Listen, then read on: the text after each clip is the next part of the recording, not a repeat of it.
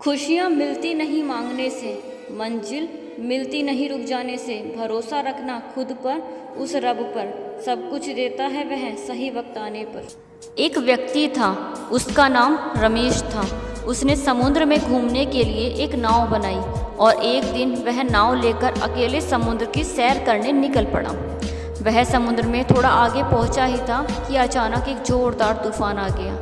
उसकी नाव पूरी तरह तहस नहस हो गई, लेकिन वह लाइफ जैकेट के साथ समुद्र में कूद गया।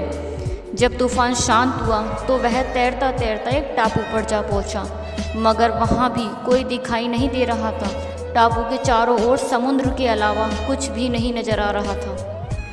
उसने सोचा कि जब मैंने पूरी ज़िंदगी किसी का बुरा नहीं किया तो मेरे साथ भी बुरा नहीं होगा। उसको लगा कि ईश्वर ने मौत से बचाया है तो आगे का रास्ता भी वही दिखाएगा। धीरे धीरे वह वहाँ पर उगे झाड़, फल, पत्ते खाकर दिन बिताने लगा।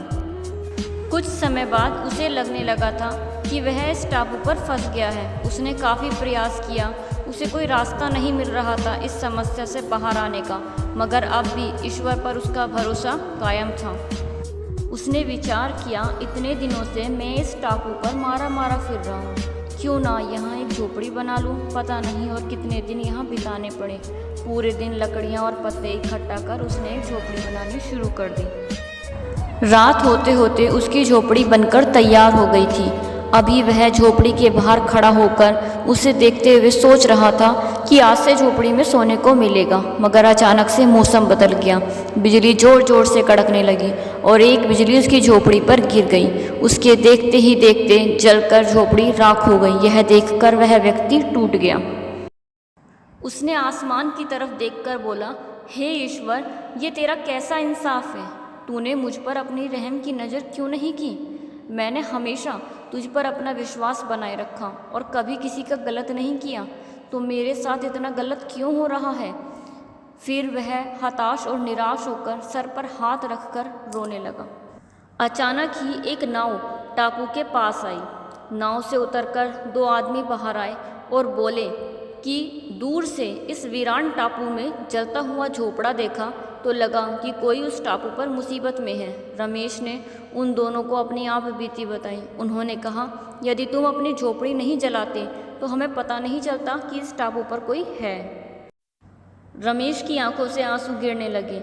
उसने ईश्वर से माफ़ी मांगी और बोला कि हे ईश्वर, क्या पता था कि तूने मुझे बचाने के लिए ही मेरी झोपड़ी जलाई थी। यकीनन तू अपने बंदों का हमेशा ख्याल रखता है। तूने मेरे सब्र का इम्तिहान लिया, लेकिन मैं उसमें फ़ेल हो गया। मुझे माफ़ कर देना। दोस्तों, दिन चाहे सुख के हों या दुख के, भगवान अपने बंदों के साथ हमेशा रहते हैं। हाँ, हम एक बार को ईश्वर से रूठ सकते हैं, लेकिन ईश्वर हमसे कभी नहीं रूठता। वह हमेशा हमारा अच्छा ही करता है। इसीलिए मुसीबत या दुख के समय हार मानने की बजाय लगातार काम करिए। क्या पता कब आपकी किस्मत आपको आपकी मंजिल तक ले जाए।